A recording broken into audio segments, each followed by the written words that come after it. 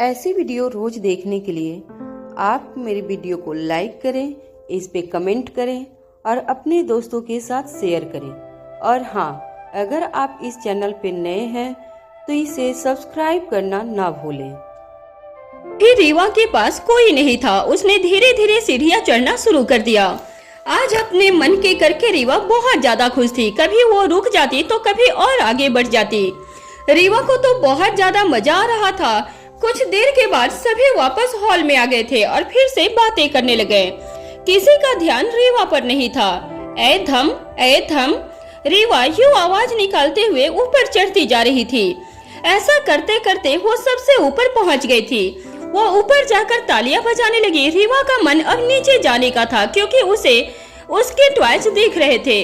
उसने जैसे ही नीचे जाने की कोशिश की, एक पैर आगे बढ़ाया तो राजवीर की आंखों में इस समय रीवा के लिए डर हो गया था और घबराहट भी थी।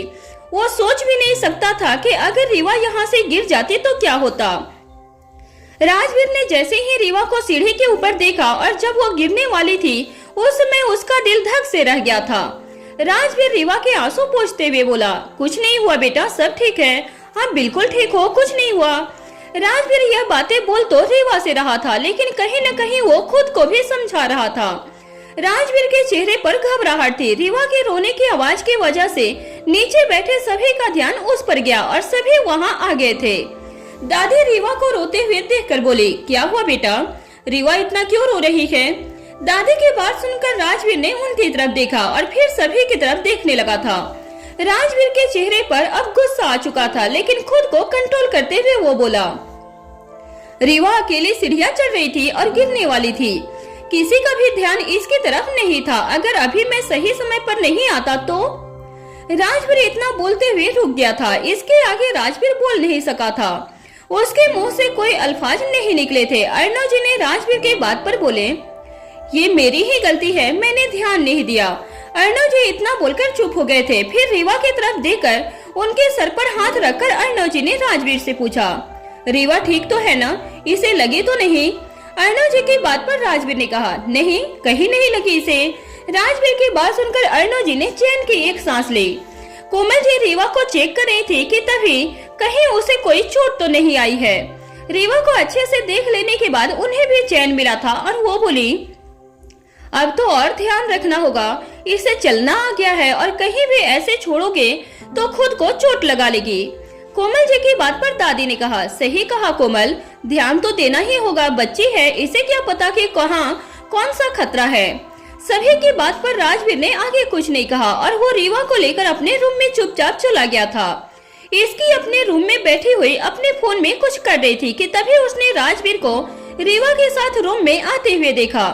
पहले तो इसकी ने सिर्फ एक नजर दोनों की तरफ देखा और वापस अपने काम में लग गई थी, लेकिन तुरंत उन्हें एहसास हुआ कि कुछ ठीक नहीं था। ये एहसास होते ही इसकी ने दोबारा राजवीर की तरफ देखा। राजवीर के चेहरे पर परेशानी थी, जिसे देखकर इसकी उठकर उसके पास आई और फिर बोली, क्या बात है राजवीर, आप परेशान क्यों हो? इसकी की बात सुनकर राजवीर ने कहा, रीवा सीढ़ियों से गिरने वाली थी। क्या? कैसे गिरने वाली थी? ये अकेले सीढ़ियों के पास क्या कर रही थी? इसकी इतना बोलते हुए रीवा को देखने लगी थी। रीवा को अच्छे से चेक करने लगी। इसकी को देखकर राजवीर ने कहा, रीवा ठीक है, किसी का ध्यान नहीं था और ये चलते हुए सीढ़ियों के पास आकर ऊपर चढ़ने लगी। राजवीर की बात पर इसकी बोली, मैंने आपसे कितनी बार बोला है कि आजकल रीवा बहुत ज्यादा बदमाशी करने लगी है, और तो और इसे एक पल के लिए भी अकेले नहीं छोड़ सकते, पता नहीं कब क्या करने लग जाती है। इसकी राजवीर से इतना बोलकर रीवा को देखते हुए बोले, आपको सीढ़ियों के पास जाना जरूरी था? वो डेंजरस था, आपको चोट लग जाती तो? इसकी की बातों को सुनकर रीवा ने राजवीर की तरफ देखा। राजवीर ने रीवा से कहा, इसकी उसे क्या पता कि क्या सही है और क्या गलत है? इस बात का ध्यान तो हमें रखना चाहिए कि इसे कुछ न हो। हाँ, आप सही बोल रहे हो, लेकिन इसमें तो किसी की गलती नहीं है। इसकी की बात सुनकर राजवीर ने कुछ नहीं कहा था। उसे भी पता था कि इसकी जो बोल रही थी वो बिल्कुल सही बोल रही थी। जो भी हुआ उसमें किसी की गलती नहीं थी। वो तो रीवा ही सभी की नजरों से बचकर ऊपर सीढ़ियां चढ़ने लगी थी। इसकी राजवीर की तरफ ही देख रही थी और उसे इस बात का डर था कि कहीं राजवीर ने किसी पर गुस्सा तो नहीं किया। वो ये पूछना चाहते थे कि राजवीर ने अपने गुस्से पर कंट्रोल रखा था कि नहीं, लेकिन वो पूछ नहीं पा रही थी। राजवीर कहीं न कहीं इसकी के मन की बात को समझ गया था और एक स्माइल के साथ बोला, तुम चिंता मत करो, मैंने किसी पर गुस्सा नहीं किया है। मुझे पता था कि इसमें किसी की गलती नहीं थी। राजवीर के बात सुनकर इसकी के चेहरे पर स्माइल आ गई। उसे उम्मीद तो कम थी राजवीर से इस बात की, लेकिन ये जानकर उसे बहुत अच्छा लगा कि आज राजवीर ने किसी पर गुस्सा नहीं किया था। इसकी को खुश देखकर राजवीर ने आगे कहा, तुम्हें मेरे से या मेरे गुस्से से ही प्रॉब्लम है ना? और नहीं तो क्या, जब आप गुस्से में होते हो तो कुछ देखते हो क्या? जिस पर मन करता है सिर्फ चिल्लाना शुरू कर देते हो। इसकी ने राजवीर की बात पर कहा था। इसकी की बात पर राजवीर ने उससे कुछ नहीं कहा। वो खुद भी जानता था कि उसका गुस्सा बहुत बुरा था, जिस वजह से राजवीर काफी हद तक अपने गुस्से पर कंट्रोल करने की कोशिश करता था। रीवा अभी इसकी की गोद में थी, इसलिए राजवीर अपने काम में बिजी हो गया था। इसकी रीवा के साथ खेल रही थी। उस समय रीवा भी डर गई थी, लेकिन अब वो वापस से खेलने के मूड में आ गई थी और उसका ध्यान अपने डर से हट गया था और इसकी के साथ खेलते हुए वो बहुत हंस रही थी। वहीं दूसरी तरफ रूही अपने बेबी के साथ रूम में बैठी हुई थी। रूहान बहुत ज्यादा समय सोते हुए ही रहता था और जब भी उठता था तब दूध पीकर वापस से सो जाता था। रूही जब भी उसके चेहरे को देखती थी उसके होठों पर मुस्कान खिल जाती थी। इस समय भी वो सिर्फ अपने बच्चे को देखे जा रही थी और रूही ने रूहान के फोरहेड पर काजल का टीका भी लगा रखा था, इस डर से कि कहीं उसकी नजर उसके बच्चे को न लग जाए। समर वॉशरूम से बाहर आया और रूही को बेबी के साथ बैठे हुए देख लिया था। ये देखकर समर ने कहा, रूही तुम तो पूरे समय बेबी के साथ ही रहती हो, वो सोया भी रहता है तब भी उसे ही देखती रहती हो, मेरे पर से तो तुम्हारा ध्यान ही हट गया है। ऐसी कोई बात नहीं है, बस मेरा मन करता रहता है कि मैं इसे देखती ही रहूं। इतनी मुश्किलों और परेशानियों के बाद ये खुशी हमें मिली है। अब ऐसा लगता है जैसे हम पूरे हो गए हैं। सही कहा रूही, रूहान के आने से हम पूरे हो गए हैं, लेकिन इसे इस दुनिया में लाने के लिए तुमने जो कुछ भी सहा है उसके लिए तुम्हारा इतना खुश होना तो बनता ही है। मुझे कोई दिक्कत नहीं कि तुम बेबी के पास पूरे समय रहो, लेकिन इस वजह से अपने ऊपर से ध्यान हटा मत लेना। मुझे पता है कि तुम्हें मेरी बहुत फिक्र है, लेकिन तुम चिंता मत करो, मैं अपना पूरा ध्यान रखूंगी। और अगर मैं अपना ध्यान नहीं रख पाए तो क्या हुआ? तुम तो हो ना मेरे पास मेरा ध्यान रखने के लिए। हाँ मैं तो हूँ और मैं अपना काम पूरे मन और सच्चाई से करूँगा, समर ने हंसते हुए कहा। वहीं रूही भी समर की बातों से हंसने लगी थी। दोनों बात कर ही रहे थे कि तभी रूही ने देखा कि उनकी बातों की वजह से बेबी की नींद में डिस्टर्ब हो रहा था और उसे देखकर लग रहा था कि वो कभी भी नींद से जाग जाएगा। ये देखकर रूही ने समर को चुप रहने का इशारा किया और मुस्कुराते हुए बोली, अब आगे कुछ भी मत बोलो, इसकी नींद बहुत कच्ची होती है, किसी की भी आवाज से तुरंत ही जाग जाता है। रूही की बात पर समर ने हाँ में अपना सर हिला दिया। रूहान को सोते हुए बहुत शांति चाहिए होती थी, वरना वो नींद से जाग जाता था। रात को भी बहुत बार रूहान नींद से जाग जाता था और फिर वो बहुत रोता था। कई बार रूही और समर पूरी रात जागते रह जाते थे, क्योंकि रूहान सिर्फ उनकी गोद में ही सोता था। समर सोफे पर बैठकर अपना काम करने लगा और वहीं रूही रूहान को सुला रही थी। रात के करीब 10 बज गए थे और सभी ने डिनर कर लिया था। इसकी रीवा को स्टोरी सुनाकर सुलाने की कोशिश कर रही थी। कुछ देर में रीवा सो गई। रीवा के सो जाने के बाद इसकी राजवीर के पास गई और उससे बोली, आपका काम कब तक चलने वाला है? राजवीर बोला, बस थोड़ी देर और, अब खत्म होने वाला है। राजवीर अपने काम में बिजी था और उसका पूरा फोकस काम पर ही था। इसकी राजवीर के बगल में बैठकर बोली, राजवीर आज दिन तो ऑफिस में मेरा नॉर्मल गया था। मैंने कोशिश की कुछ लड़कियों से पूछने की, लेकिन मुझे कुछ गलत नहीं लगा। इसकी की बात पर राजवीर ने उसकी तरफ देखकर बोला, यही बात है इसकी, दूर से देखने में सब सही लग रहा है, लेकिन कुछ तो गलत हो रहा है। इसकी बोली, मैं पता करने की पूरी कोशिश कर रही हूँ। इसकी की बात पर राजवीर ने उसकी तरफ देखकर कहा, मुझे पता है इसकी, वैसे भी ये काम तुम ही अच्छे से कर सकती थी, लेकिन तुम अपना ध्यान अच्छे से रखना। इन सब के पीछे जो भी है वो बहुत शातिर है, इतने दिनों से मेरी नजरों से छुपा हुआ है।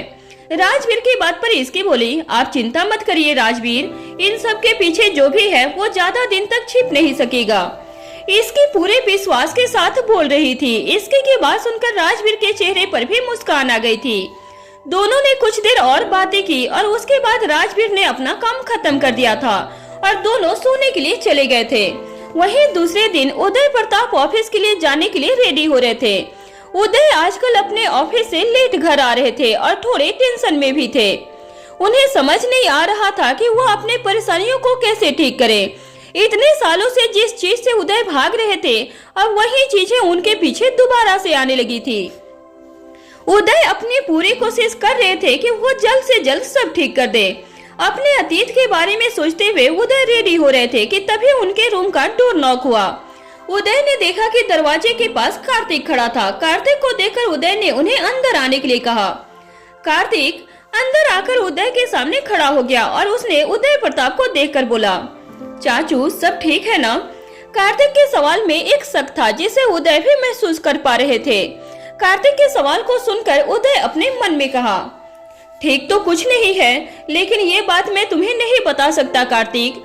मैं नहीं चाहता कि तुम सभी भी शांत जिंदगी में मेरी वजह से कोई तूफान आ जाए। उदय अपने मन में ये सब सोच ही रहे थे। कार्तिक को जब अपना जवाब नहीं मिला तब उसने दोबारा से कहा, चाचू क्या हुआ? आप किस सोच में खो गए हो? कार्तिक के सवाल से उदय अपने होश में आ गए और वो बोले, सब ठीक है, गलत क्या होगा? तुम्हें तो पता ही है ना कि आजकल ऑफिस में बहुत काम आ रहा है, जिस वजह से थोड़ी सी टेंशन तो हो ही जाती है। उसके अलावा और कोई बात नहीं है। उदय के जवाब से कार्तिक को संतुष्टि नहीं मिली थी। उसे अभी भी ऐसा लग रहा था कि कुछ तो है जो सही नहीं था। उदय वैसे भी बहुत सी बातों को छिपा रहा था जिसका जवाब अभी भी उसे नहीं मिला था। उदय प्रताप की बात सुनकर कार्तिक ने कहा, पता नहीं क्यों चाचू, लेकिन मेरा मन आपकी बातों पर विश्वास करने का नहीं कर रहा है।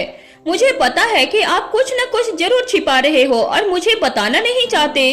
आप पिछली बार जब मलेशिया गए थे तब आपने राजवीर से कहा था कि वापस आकर आप उसे सब कुछ बता दोगे, लेकिन ऐसा नहीं हुआ था।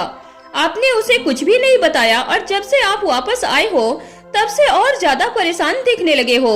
मुझे समझ नहीं आ रहा है कि आप हमें कुछ भी क्यों नहीं बता रहे हो।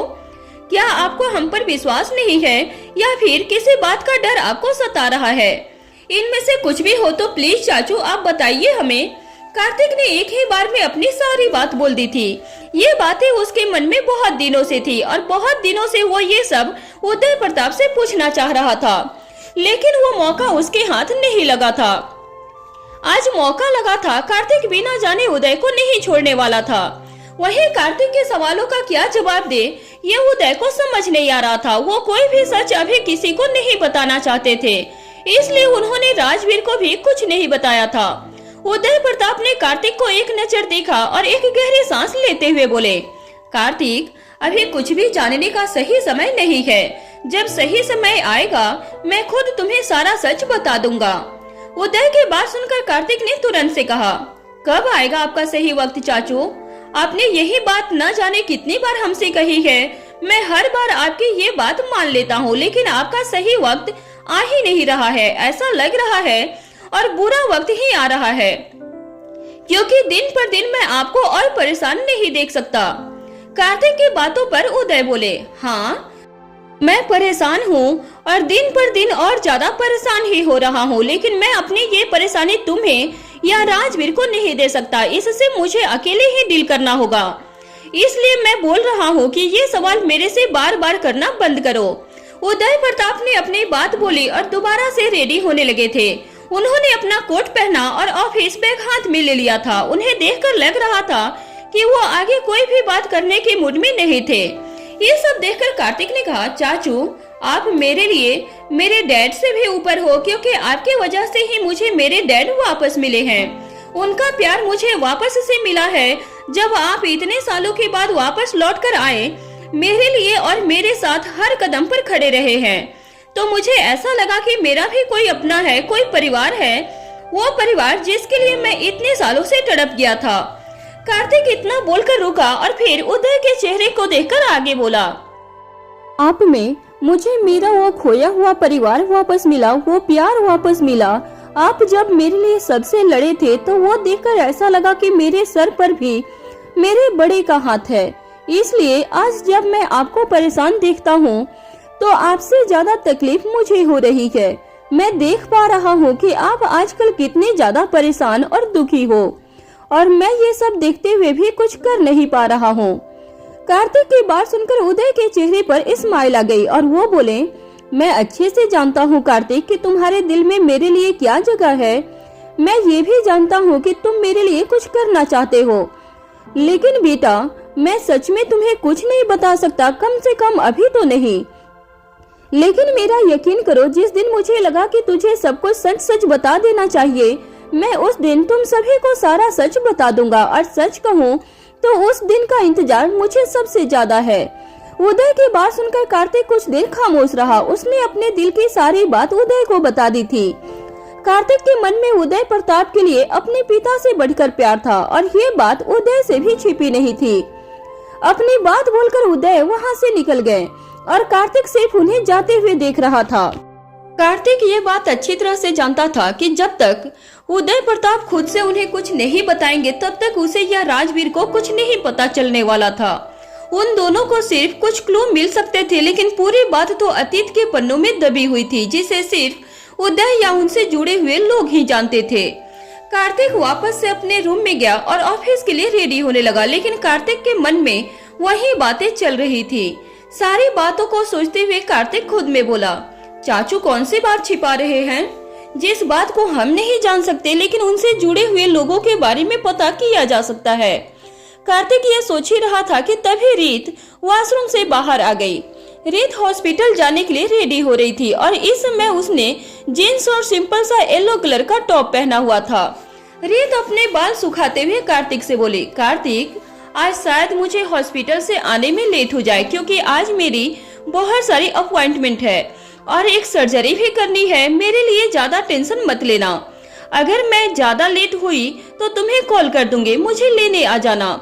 रीत रेडी होते हुए कार्तिक को ये सारी बातें बोले जा रही थी, लेकिन कार्तिक का ध्यान रीत की बातों में बिल्कुल नहीं था। जब रीत को इस बात का एहसास हुआ तब उसने कार्तिक की तरफ देखा और उसे आवाज देते हुए बोली, कार्तिक कार्तिक। रीत के पुकारने की वजह से कार्तिक अपने होश में आया और रीत से बोला, हाँ क्या हुआ? क्या हुआ मतलब? तुम किस सोच में खोए हुए थे? मैंने तुम्हें इतना सब कहा लेकिन तुमने कुछ सुना नहीं। रीत की बात सुनकर कार्तिक बोला, वो मैं बस कुछ सोच रहा था, इसलिए शायद तुम्हारी बातों पर ध्यान नहीं गया। ये सब छोड़ो और कहो क्या बोल रही थी? कार्तिक की बात सुनकर रीत ने उससे कुछ नहीं पूछा कि वो किस सोच में खोया हुआ था। रीत ने कार्तिक को दोबारा से अपनी बात कह दी। रीत की बात सुनकर कार्तिक बोला, कोई बात नहीं, तुम आराम से काम करो और जब काम खत्म हो जाए तब मुझे कॉल कर देना। मैं ऑफिस से आते हुए तुम्हें ही पिक कर लूंगा। अगर ऐसा है तो अभी हॉस्पिटल भी तुम भी ड्रॉप कर दो, इसी बहाने हम थोड़ा और टाइम स्पेंड कर लेंगे। रीत की बात सुनकर कार्तिक स्माइल करते हुए बोला, अच्छा ठीक है, मैं ड्रॉप कर दूंगा, लेकिन उसके लिए मुझे भी तो ऑफिस के लिए रेडी होना होगा। मैं जल्दी से रेडी हो जाता हूँ। रीत बोली, हाँ ठीक है। कार्तिक कुछ ही देर में रेडी हो गया था और रीत के साथ वो ऑफिस के लिए निकल गया था। वहीं सिंघानिया हाउस में इसकी मिरर के सामने खड़ी होकर बहुत देर से रेडी हो रही थी और राजवीर इस बात को काफी टाइम से नोटिस कर रहा था। इसके रेडी होते हुए अपने ऊपर राजवीर की नजरों को फील कर सकती थी। इसकी ने राजवीर की तरफ देखा और बोली, आप मेरी तरफ क्या देख रहे हो? मैं कभी आपकी तरफ देखती हूँ क्या? इसकी की बात सुनकर राजवीर ने अपने एक आईब्रो को ऊपर उठा लिया था। राजवीर के रिएक्शन को देखकर इसकी हकला कर बोली, एक बार ही देखा होगा आपको रेडी होते हुए, इसमें कौन सी बड़ी बात है? राजवीर ने अपनी भारी आवाज में कहा, रियली? तुम शायद काउंटिंग भूल गई है। आई थिंक मुझे गिनवाना चाहिए। राजवीर की बात सुनकर इसकी बोली, जी नहीं, मैं कोई काउंटिंग नहीं भूली हूँ और मैंने आपको रेडी होते हुए भी देख लिया, तो क्या हो गया? मेरा हक है और मैं ही सिर्फ आपको देख सकती हूँ। राजवीर ने कहा, तो ये बात मेरे पर भी लागू होती है? राजवीर की बात पर इसकी एक गहरी सांस लेते हुए बोली, अच्छा ठीक है, बातों में तो मैं आपसे कोई जीत नहीं सकता है। मेरा भी यही ख्याल है तुम्हारे बातों में। वैसे तुम इतना रेडी क्यों हो रही हो?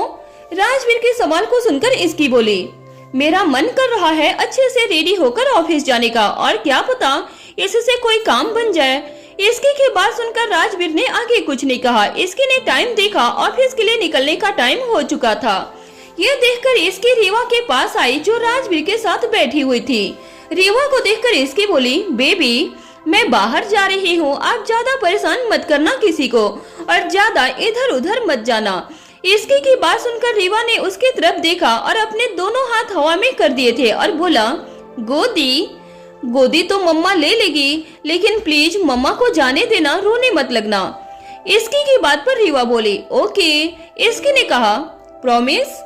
इसकी की बात सुनकर रीवा ने टूटी फूटी तरह से कहा, प्रॉमिस। रीवा की बात सुनकर इसकी के चेहरे पर स्माइल आ गई और वो रीवा की गोद में लेकर उसके गाल पर किस करते हुए बोले, मेरा प्यारा बच्चा कितनी समझदार हो गई है। इसकी की बात पर राजवीर बोला, ये सही है, कभी तो तुम इसे बदमाश बोलती हो तो कभी समझदार बोलती हो। समझदार तो है मेरी बेटी, लेकिन बदमाशी बहुत करती है, पर ठीक है ना, अब बदमाशी बच्चे नहीं करेंगे तो कौन करेगा।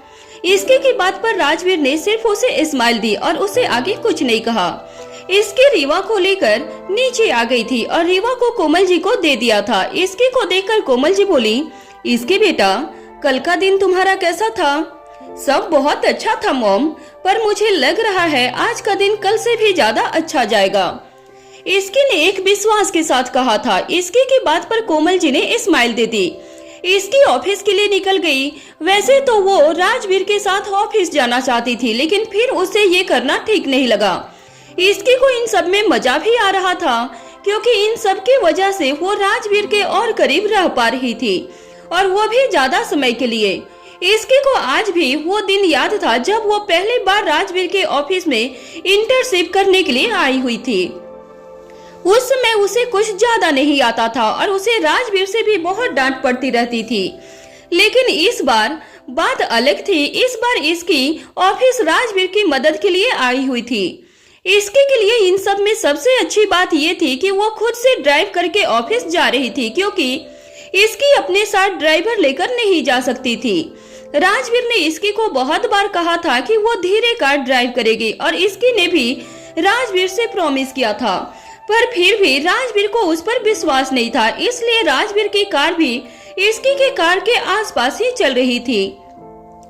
इसकी अपनी कार ड्राइव करते हुए खुद में बोली, ओहो, राजवीर भी ना अपनी कार को मेरी कार के आसपास ही रखा हुआ है। मैं स्पीड भी नहीं बढ़ा सकती हूँ, वरना बाद में बिना बात के मुझे इनसे डांट पड़ जाएगी। इसकी राजवीर के प्रेशर के वजह से अपनी कार धीरे धीरे ही चला रही थी। उसे पता था कि राजवीर ने जानकर अपनी कार को उसके कार के पास रखा था, जिससे इसकी ज्यादा तेज कार ड्राइव न कर सके। इसकी के साइड से बहुत सारे गाड़ी आगे निकल रहे थे। इसके ने कहा, अगर आज राजवीर नहीं होते ना मेरे पीछे, तो मैं तुम सबको बताती इसकी को ओवरटेक करना क्या होता है। एक एक कई गाड़ियां इसकी को ओवरटेक करके आगे जा रही थी। कुछ देर के बाद इसकी ने राइट टर्न ले लिया और वो दूसरी तरफ चली गई थी। राजवीर को समझ नहीं आ रहा था कि ऑफिस का रास्ता तो सीधा था, तो फिर इसकी ने अचानक टर्न क्यों ले लिया था। उसने खुद से कहा, ये इसकी उस तरफ कहाँ जा रही है। राजवीर ने भी अपनी गाड़ी को इसकी के पीछे पीछे मोड़ लिया था। इसकी मिरर में देखकर हंस रही थी। उसने कहा, अब पता चलेगा आपको। इसकी थोड़ी आगे गई और उसने गाड़ी अपने गेस्ट हाउस की तरफ मोड़ ली थी। राजवीर ने मन ही मन कहा, अभी ऑफिस जाना था तो इसके यहाँ गेस्ट हाउस क्यों आ गई। इसकी ने गेस्ट हाउस के बाहर गाड़ी रोक दी थी और फिर अंदर चली गई। राजवीर ने भी उसे फॉलो करते हुए गाड़ी को बाहर पार्क किया और वो भी इसकी को ढूंढते हुए अंदर की तरफ चला गया था। गेस्ट हाउस एक बहुत बड़ा विला था। राजवीर अंदर गया तो उसे इसकी कहीं भी नजर नहीं आ रही थी। तभी उसने हाउस कीपिंग से पूछा, भी मैडम अंदर आई थी, कहाँ गई वो? किसी ने देखा उन्हें? सॉरी सर, उन्हें मैंने नहीं देखा। हाउस कीपिंग ने आंखें नीचे करके बहुत ही धीरे से कहा था। बाकी हाउस कीपर्स को पता नहीं था कि इसकी अंदर आई भी थी या नहीं आई थी। राजवीर ने उन्हें जाने के लिए कहा और वो इसकी को ढूंढने लगा। गेस्ट रूम एक प्राइवेट विला था। राजवीर ने इसे अपने ऑफिस के पास ही बनवाया था। राजवीर खुद हर एक रूम में देख रहा था। वो जब एक रूम में जा ही रहा था कि तभी सामने से एक लड़की आई और राजवीर उससे टकरा गया था। राजवीर ने उससे कहा, ओहो, आई एम सॉरी। उस लड़की ने मुस्कुराते हुए कहा, राजवीर सिंघानिया से टकराना तो बहुत बड़ी बात है, आप क्यों सॉरी बोल रहे हो? ये लड़की बहुत ही सुंदर थी और उसके बाल बहुत ही ज्यादा कर्ली थे। इसने बहुत ही छोटा सा वन पीस पहना हुआ था। वो देखने में किसी इंटरनल मॉडल जैसी लग रही थी। राजवीर ने उसे आज से पहले कभी नहीं देखा था। वो राजवीर की तरफ आकर उसे गले लगाने की कोशिश करने लगी। राजवीर ने जैसे ही उस लड़की को यूं पास आते देखा तो खुद 2 कदम पीछे हो गया था और उसने गुस्से में कहा, स्टॉप देयर, आगे मत आना, तुम हो कौन? उस लड़की ने कहा, मैं तो बस आपकी हूँ। वो लड़की फिर भी नहीं मानी और राजवीर की तरफ बढ़ती ही जा रही थी। वहीं दूसरी तरफ कार्तिक रीत को हॉस्पिटल ड्रॉप करने के लिए चला गया था। कार्तिक कार में बिल्कुल शांत बैठा था। रीत ने देखा कि आज ना तो कार्तिक उससे कुछ बात कर रहा था और न ही कार में गाने बजा रहा था। रीत ने कहा, क्या हुआ कार्तिक, आज बहुत ज्यादा शांत हो? कार्तिक ने कहा, ऐसे ही रीत, बस कुछ ज्यादा कहने का मन नहीं कर रहा है। तुम्हारा मन वो भी चुप रहने का मन कर रहा है? ये तो मैं कभी नहीं मान सकती हूँ। एक बार को मैं ये मान भी जाऊँ कि सूरज आज से अपोजिट डायरेक्शन में निकलने लगा है, लेकिन तुम्हें चुप रहना है, ये तो इम्पॉसिबल है। ये बात मैं नहीं मान सकती हूँ। मैं बस चाचू के लिए थोड़ा सा परेशान हूँ रीत। कार्तिक की आवाज में बहुत ज्यादा सीरियसनेस थी, इसलिए रीत ने भी मजाक बंद किया और उसकी बात को अच्छे से सुनने लगी थी। रीत ने कहा, कार्तिक, कुछ चीजें टाइम के साथ अपने आप ठीक हो जाती है, तुम भी उन्हें जरा टाइम दो। अगर उन्हें लगेगा तो वो तुम्हें और हमें जरूर बताएंगे, ये तो मैं भी जानती हूँ। रीत कार्तिक की बात समझा रही थी ताकि वो ज्यादा स्ट्रेस न ले।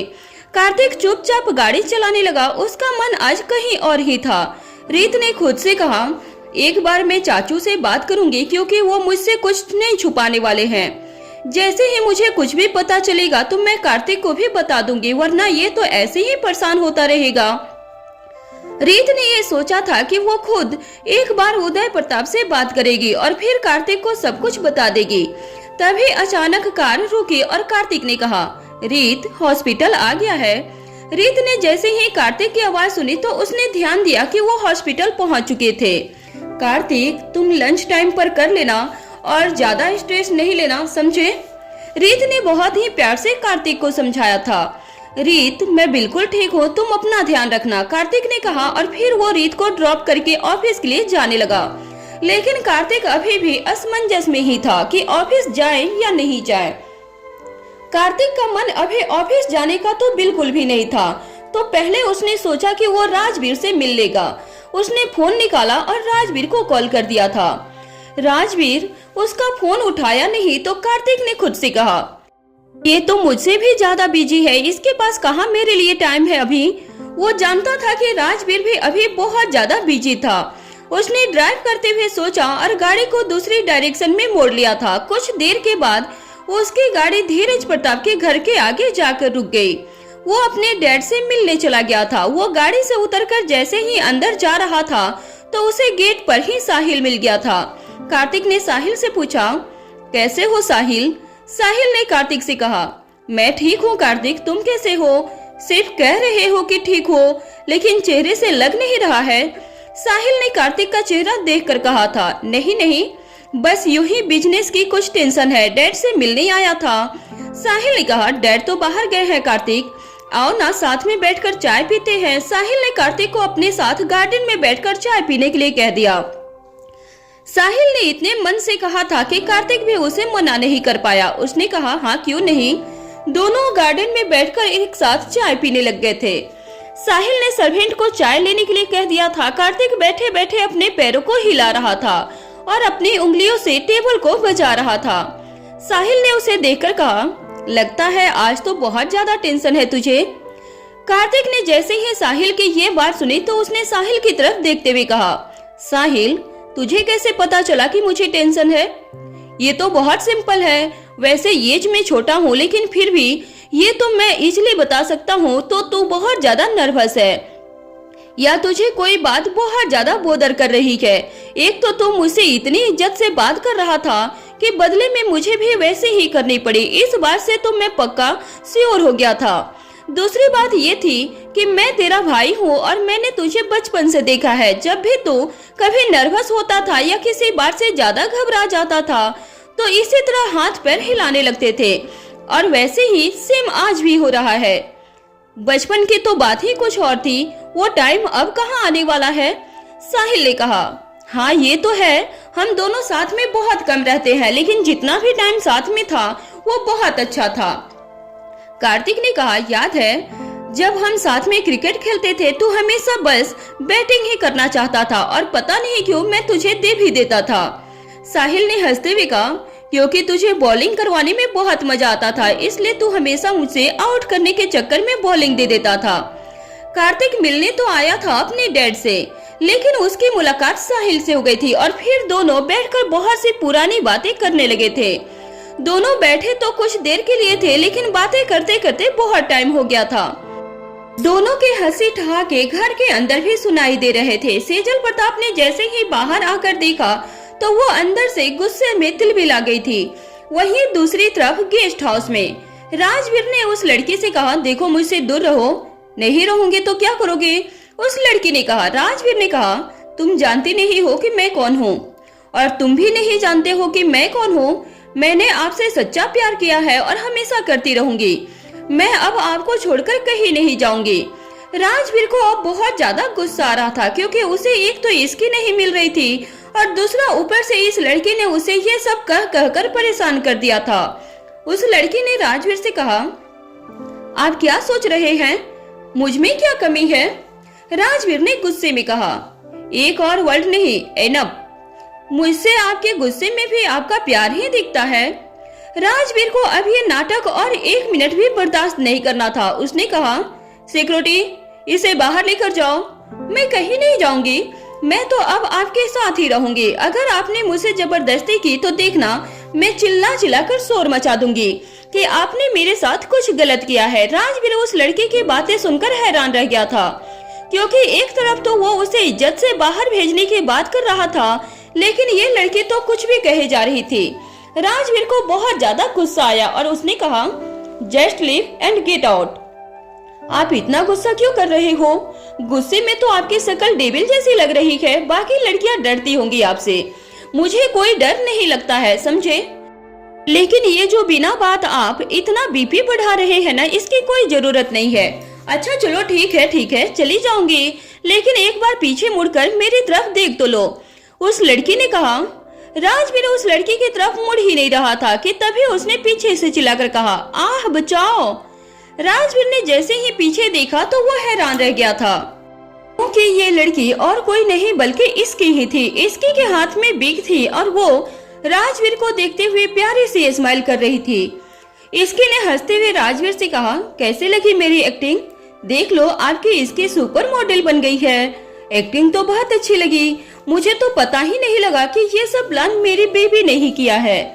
हाँ, आपकी प्यारी सी वाइफ ने ही किया है। मुझे लगा कि क्यों ना ऑफिस जाने से पहले आपके साथ थोड़ा सा फन किया जाए। वैसे भी आप तो मेरे पीछे पीछे ही आ रहे थे। ऐसे मानना पड़ेगा इसकी, तुम बहुत ही अच्छी एक्टर हो और ये जो तुमने इंटरनेशनल लेवल का मेकअप किया है ना, उसका तो मैं फैन बन गया हूँ। जिस तरह राजवीर कह रहा था उसे सुनकर इसकी ने कहा, आप जिस तरह कह रहे हो उससे तो मुझे लग रहा है कि आपको सब कुछ पहले ही। इसकी ने थोड़ा सोचा और फिर वापस राजवीर को देखते हुए कहा, इसका मतलब आपको पहले ही से सब कुछ पता चल गया था? इसकी का चेहरा ये सुनकर उतर गया था कि राजवीर उसे पहले ही पहचान गया था कि वो और कोई नहीं बल्कि इसकी ही थी। अगर मैं अपनी बीवी को नहीं पहचानूंगा तो किसको पहचानूंगा? इसकी। राजवीर ने इसकी को हक करते हुए कहा। राजवीर ने उसे अपने पास सोफे पर बैठा दिया था, लेकिन आपने मुझे पहचाना कैसे राजवीर? मैंने कहा था ना इसकी, मैं तो तुम्हें तुम्हारी खुशबू से ही पहचान लूंगा। तो लो पहचान लिया ना? आए बड़े, जब आपको सब पता चल गया था तो मुझे बताया क्यों नहीं पहले ही? मैं अंदर ही अंदर खुश हो रही थी कि मैं आपके साथ प्रैंक कर रही हूँ, लेकिन यहाँ तो उल्टा मेरे साथ ही प्रैंक हो गया था। वैसे एक्टिंग तो आप भी बहुत अच्छी करते हो राजवीर। तभी मैंने कुछ नहीं कहा। मैंने देखा कि मेरी बीवी ने मुझे सरप्राइज करने के लिए इतना मेकअप किया है और इतना कुछ सोचा है, तो क्यों ना अपनी प्यारी सी वाइफ को थोड़ा सा खुश होने दूं। और रही एक्टिंग की बात, तो वो मैं अपनी वाइफ को देखकर ही सीख रहा हूँ। इसकी ने हंसते हुए कहा, आप ना बहुत गंदे हो राजवीर, सच में। राजवीर ने हंसते हुए कहा, लेकिन आप तो बहुत प्यारी हो दीपिका जी। मैं आपकी इसकी हूँ और हमेशा आपकी इसकी ही रहूंगी। दीपिका सिर्फ और सिर्फ ऑफिस के लिए हूँ। इसकी ऐसे कह रही थी जैसे राजवीर के मुंह से किसी दूसरी लड़की का नाम सुनकर उसे बहुत ज्यादा गुस्सा भी आ रहा था और जलन भी हो रही थी। तुम तो हो मेरी प्यारी इसकी, लेकिन एक बात बताओ, तो क्या तुम मेरे टेस्ट ले रही थी कि क्या मैं लॉयल हस्बैंड हूँ या नहीं हूँ? नहीं, बिल्कुल नहीं। मुझे आपकी लॉयलिटी पर कभी डाउट नहीं था, ना ही कभी होगा। ये तो बस मैंने फन के लिए किया था, क्योंकि आपने मुझे ठीक से ड्राइव भी। इसकी ने इतना कहा। वो आगे कुछ और भी कहना चाहती थी, लेकिन वो बोलते बोलते चुप हो गई थी। राजवीर ने इसकी से कहा, चुप क्यों हो गई इसकी, बताओ ना, बोलो बोलो कि आपने मुझे ओवर स्पीडिंग नहीं करने दी। आपकी वजह से मैंने ट्रैफिक रूल फॉलो किया है। राजवीर इसकी की एक एक बात बिना कहे ही समझ लेता था। वैसे एक बात कहनी पड़ेगी इसकी, तुमने बहुत मेहनत की आज के लिए, लेकिन अब लेट हो रहा है तो जल्दी से गेटअप बदलो और दीपिका सिंह बनकर ऑफिस चलो। यस बॉस, दीपिका सिंह बनने में कुछ टाइम नहीं लगेगा। एक सिंपल सा सूट पहनना है, एक गुथी हुई लंबी चोटी, काला मोटा चश्मा, बस बन गई इसकी दीपिका सिंह। इसकी ने हंसते हुए कहा था। इसकी और राजवीर दोनों ही ऑफिस के लिए लेट हो रहे थे। राजवीर ने कहा, इसकी अब मैं निकल रहा हूँ, तू भी थोड़ी देर के बाद ऑफिस आ जाना, और हाँ, कार लेकर नहीं आना। मुझे सब याद है राजवीर, तभी तो मैंने कार को यहाँ गेस्ट हाउस में पार्क किया है, और मैं टैक्सी से ही आऊंगी ऑफिस। राजवीर ने इसकी को हक किया और वो ऑफिस के लिए निकल गया था। इसकी राजवीर के जाते ही चेंज करने के लिए चली गई थी। वहीं दूसरी तरफ सिंघानिया मेंशन में रूही और रूहान रेस्ट कर रहे थे। वहीं समर अपनी टेबल पर बैठकर कुछ काम कर रहा था। कुछ देर के बाद रूही रूहान को फीड करवाने के लिए उठी तो समर वहीं उसकी हेल्प करने के लिए उठ गया। उसने रूहान को गोद में लिया और फीडिंग के बाद उसे बर्फ कराने लगा। कुछ ही देर में रूहान सो गया था। रूहान के चेस्ट से खरखर की आवाज आ रही थी। समर ने जैसे ही कान लगाकर सुना तो उसने रूही से कहा, रूही, आवाज तो अभी भी आ रही है, लगता है अभी तक कंगेशन ठीक नहीं हुआ है। रूहान को पिछले 1-2 दिनों से हल्का सा जुकाम था, जिससे उसके चेस्ट में भी कंगेशन हो गया था। रूही उसे दवाई दे रही थी, लेकिन कोल्ड अभी तक पूरी तरह से ठीक नहीं हुआ था। समर, डॉक्टर ने क्या कहा था कि 1-2 दिन में ठीक हो जाएगा, रूही ने समर को समझाते हुए कहा। समर ने कहा, हाँ रूही। रूहान को बर्फ आ गई थी, लेकिन अब उसे नींद आ रही थी, इसलिए वो सोने के लिए रोने लगा। समर ने उसे अपनी गोद में लेकर झूला झुलाया, जिससे कुछ ही देर में रूहान सो गया था। रूही जब तक वापस आई तो उसने देखा कि रूहान सो चुका था और समर कुछ काम कर रहा था। रूही ने समर से कहा, तुम तो बिल्कुल प्रो हो गए हो इसे सुलाने में, मेरे पास भी इतना जल्दी नहीं सोता। समर, अब तो रूहान को तुम्हारे आदत हो गई है, जब तुम ऑफिस जाओगे तो मैं इसे वहीं लेकर आऊंगी। इसकी जरूरत नहीं पड़ेगी रूही, क्योंकि राजवीर सर ने तो मुझे पैटर्नल लीव दे ही दी है। वो कहते हैं जितना बेबी को माँ की जरूरत होती है उतनी ही डैड की भी होती है। जब से रूहान का बर्थ हुआ था तब से राजवीर ने समर से कहा था कि अब वो तभी ऑफिस आएगा जब रूहान और रूही दोनों थोड़े स्टेबल हो जाएंगे। हालांकि समर को काम करने की इतनी ज्यादा आदत थी कि वो थोड़ा बहुत काम घर पर ही कर लेता था। रूही ने खुश होकर कहा, राजवीर भाई दुनिया के सबसे अच्छे भाई हैं। रूही, तुम्हें पता है कि राजवीर सर को मुझे कभी भी कुछ कहने की जरूरत नहीं पड़ती, वो बिना कुछ कहे ही सब कुछ समझ जाते हैं। तुम बहुत बार कहती हो ना कि हम दोनों पूरे दिन एक साथ होते हैं, फिर भी इतना कम बात क्यों करते हैं? हाँ, क्योंकि ना तुम बोलते हो ना भाई बोलते हैं। मुझे तो समझ नहीं आता कि एक दूसरे की बात समझते कैसे हो। राजवीर सर के लिए मैं क्या कहूँ रूही, जितना भी कहूँगा कम ही है। वो मुझे मेरी लाइफ के उस फेज में मिले थे जब मैं लाइफ से सारी उम्मीदें खो चुका था। मेरे पास उम्मीद की कोई किरण नहीं थी। उस टाइम राजवीर सर मेरी लाइफ में एक एंजल बनकर आए थे। मैंने उनसे ज्यादा प्रिंसिपल्ड इंसान कहीं नहीं देखा था। मुझे लगा था कि मॉम डैड के डेथ के बाद मैं खुद को बर्बाद कर लूंगा, लेकिन राजवीर सर ने मुझे ऐसा संभाला कि आज मैं जो कुछ भी हूँ सब कुछ उनकी बदौलत हूँ। समर बात करते हुए थोड़ा इमोशनल हो गया था। उसने आज से पहले ये बात कभी रूही के साथ नहीं शेयर की थी। रूही ने समर का हाथ पकड़ा और उसके पास बैठ गई थी। उसने समर से कहा, समर तुम बहुत स्ट्रांग हो, ये तो मुझे पहले से पता था, लेकिन आज मुझे पता लगा कि जो दर्द मैंने हमेशा तुम्हारी आंखों में देखा है उसका रीजन क्या था। और राजवीर भाई ने हमेशा ही सबकी हेल्प की है, हालांकि वो हेल्प करके कभी जाहिर नहीं होने देते हैं, वो बात बहुत कम करते हैं, लेकिन मैं जानती हूँ जब भी उनकी फैमिली पर कोई मुसीबत आती है तो वो सामने ढाल बनकर खड़े हो जाते हैं। वो तो खुद में ही हीरा हैं। ये तो बिल्कुल ठीक कहा तुमने। जब पंडित जी ने उस दिन पूछा था कि बेबी को किसके जैसा बनना चाहते हैं, तभी ही मैंने राजवीर सर का नाम ले लिया था, क्योंकि मैं चाहता हूँ कि ये भी उनके जैसे ही बने। मैंने भी भाई का ही नाम लिया था समर। मैं भी यही चाहती हूँ कि रूहान भाई जैसे ही बने।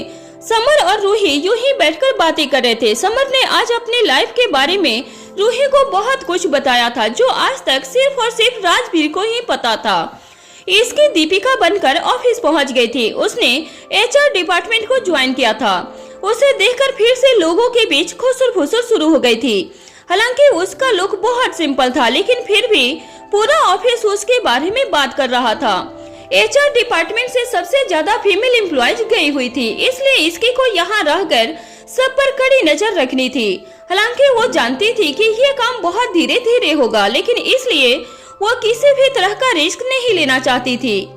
आज उसका ऑफिशियली ऑफिस में पहला दिन था। सबसे पहले उसे ऑफिस का टूर करवाया गया और फिर जब वो जैसे ही अपने टेबल पर बैठी तो उस पर एक स्टिक ऑन नोट लगा हुआ था, वेलकम टू द ऑफिस। क्या बात है मिस्टर हस्बैंड, यहाँ भी अलग तरह से वेलकम किया है आपने मेरा। इसकी ने जैसे ही वो स्टिकर देखा तो वो बहुत ज्यादा खुश हो गई थी, क्योंकि उसे लगा था कि ये स्टिकर उसके लिए राजवीर ने ही लगवाया होगा। इसकी ने वो नोट लिया और उसे देखने लगी थी। इसकी को ऐसा लग रहा था कि जैसे राजवीर खुद उसका वेलकम कर रहा था। इसकी ने जैसे ही उसे स्टिक और नोट को पलट कर देखा तो वह हैरान रह गई थी। इसकी ने उसे तुरंत फेंक दिया, क्योंकि उस नोट के पीछे लिखा था ऑफिस का दरिंदा। इसकी ने जैसे ही ये नाम देखा तो उसे बहुत अजीब लगा। उसने मन ही मन सोचा, इतना घटिया मजाक किसने किया होगा, या सच में यहाँ कोई दरिंदा है। उसके मन में कई तरह के सवाल घर कर रहे थे। फिर उसने कहा, जो भी है इसका पता तो मैं लगा ही लूंगी। तभी एक लड़की उसके पास आई और उसने इसकी से कहा, क्या हुआ दीपिका, तुम इतना घबरा क्यों गई हो। इसकी ने उस लड़की को देखकर कहा, कुछ नहीं, वो मुझे कुछ वहम हो गया था। उस लड़की ने इसके से कहा, अब तुम तो आई ही हो ऐसी जगह जहाँ ये सब तो होना ही है। क्या होना है, मैं कुछ समझी नहीं। सब कुछ समझ आ जाएगा, अभी तुम नहीं हो, उस लड़की ने कहा और वो अपने केबिन में चली गई थी। इसकी ने सोचा, ये मुझसे ऐसे बात क्यों कर रही थी, आखिर ऐसा राज क्या है यहाँ, कहीं ये सब मिलकर मुझ पर प्रैंक तो नहीं कर रहे हैं ना। उसके बाद इसकी के पास कुछ फाइल आई जो उसे आज ही खत्म करनी थी। इसकी ने एक एक करके फाइल को देखना शुरू कर दिया था। ऑफिस ज्वाइन करने से पहले इसके को डाउट था कि वो ये सब कर भी पाएगी या नहीं, लेकिन उसे ऐसा लग रहा था कि उसके MBA की पढ़ाई यहाँ उसके बहुत ज्यादा काम आ रही थी। कुछ देर के बाद लंच हुआ तो सभी लंच के लिए चले गए थे। इसकी काम में इतना खो गई थी कि उसे याद ही नहीं था कि लंच हो चुका है। तभी एक बहुत ही सीधी सी लड़की इसकी की तरफ आने की हिम्मत कर रही थी। उस लड़की का नाम नियति मिश्रा था। उसने पहले इधर उधर देखा और फिर इसके के पास जाकर डरते हुए उसने कहा, लंच हो गया है, आप भी चलो ना। नियति बहुत ही ज्यादा सीधी लड़की थी और उसने जब से इसकी को देखा था तो उसे ऐसा लग रहा था कि इसकी भी उसकी तरफ बहुत ज्यादा सीधी होगी। नियति की आवाज सुनकर इसकी को रियलाइज हुआ कि लंच का टाइम हो गया था। इसकी आज लंच बॉक्स लेकर नहीं आई थी, क्योंकि उसने सोचा था कि वो लंच टाइम में राजवीर के साथ खाना खा लेगी। तभी उसके मन में दूसरा थॉट ये भी आया कि अगर वो चाहती है कि उसे ऑफिस में कोई नहीं पहचाने तो भी उसे कुछ दिन उसे ऑफिस में राजवीर से दूर ही रहना है। इसकी ने नियति से कहा, आप चलो मैं आती हूँ। एक्चुअली मैंने भी कुछ दिन पहले ही ज्वाइन किया है, यहाँ मेरा कोई फ्रेंड नहीं है, इसलिए मैंने सोचा कि क्यों ना साथ में खाना खा लें। मैं वो लंच बॉक्स लाना भूल गई हूँ, इसकी ने नियति से कहा। नियति ने कहा, लंच बॉक्स लाना तो मैं भी भूल गई हूँ। इसकी ने देखा कि नियति के हाथ में तो लंच बॉक्स था, लेकिन फिर भी वो ऐसा क्यों कह रही थी। इसकी ने कहा, लेकिन आप तो लंच बॉक्स लाए हो। नियति ने उसे नीचे रख दिया और इसकी से कहा, लाई हूँ, नहीं लाई थी, अब नहीं है मेरे पास। आपको पता है यहाँ के कैंटीन का खाना बहुत टेस्टी है, चलो ना साथ में मिलकर लंच करते हैं। मैंने सुना है यहाँ के बॉस बहुत ज्यादा स्ट्रिक्ट हैं, इसलिए जल्दी वापस भी आना होगा। इसकी को लगा कि नियति के साथ रहकर उसे ऑफिस के बारे में बहुत कुछ जानने को मिल सकता था, इसलिए उसने कहा, ये आपको किसने कहा कि यहाँ के बॉस बहुत ज्यादा स्ट्रिक्ट हैं? ये तो काफी लोग कहते हैं कि बॉस बहुत ज्यादा खतरनाक हैं। चलो खैर, हमें क्या, हमें तो काम करना है, चलो कैंटीन चलते हैं। इसकी और नियति कैंटीन की तरफ चले गए थे, तभी राजवीर का मैसेज आया, इसकी कम फॉर लंच। इसकी ने राजवीर को टेक्स्ट किया, मैं कैंटीन में हूँ, आप लंच कर लो। नियति ने कहा, वैसे दीपिका आपको पता है ये इतनी बड़ी कंपनी है, लेकिन यहाँ एक चीज बहुत ही ज्यादा डिप्रेसिंग है। इसकी ने पूछा, डिप्रेसिंग? हाँ डिप्रेसिंग, ये कंपनी मेरे घर से इतनी दूर है कि मुझे आने जाने में ही 2 घंटे लग जाते हैं। अभी मैं इस शहर में नई आई हूँ, अगर यहाँ आसपास कोई घर मिल जाता रहने के लिए तो कितना अच्छा होता ना। हाँ, जो तुम कह रही हो वो तो ठीक है, लेकिन इसमें कंपनी की क्या गलती है? बिल्कुल है ना, अगर इंटरव्यू के टाइम ये सब बातें सॉर्ट हो जाए तो कितना अच्छा रहेगा। अब मुझे जब तक घर नहीं मिल जाता तब तक अगर मुझे कंपनी कोई रेसिडेंस प्रोवाइड करवा देती तो मेरे लिए कितना अच्छा रहता। इसकी ने कहा, आपको ये बात बतानी चाहिए थी ना डिपार्टमेंट को।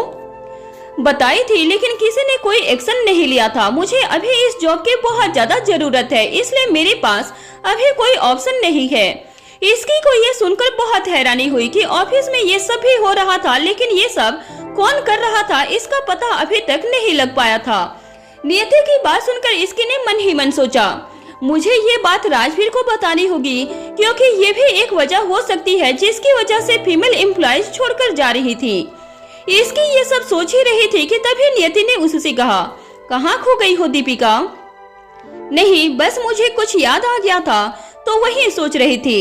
लंच करके सभी अपने अपने काम पर वापस आ गए थे। इसी तरह इसकी ऑफिस में एडजस्ट होने लगी थी। इसकी ऐसा कोई भी मौका नहीं गवाती थी जहां से उससे कोई इन्फॉर्मेशन हाथ लगे, लेकिन अभी तक उसके हाथ कुछ लगा ही नहीं था। इसकी रोजाना दीपिका बनकर ऑफिस आती थी और अपने काम भी करती थी।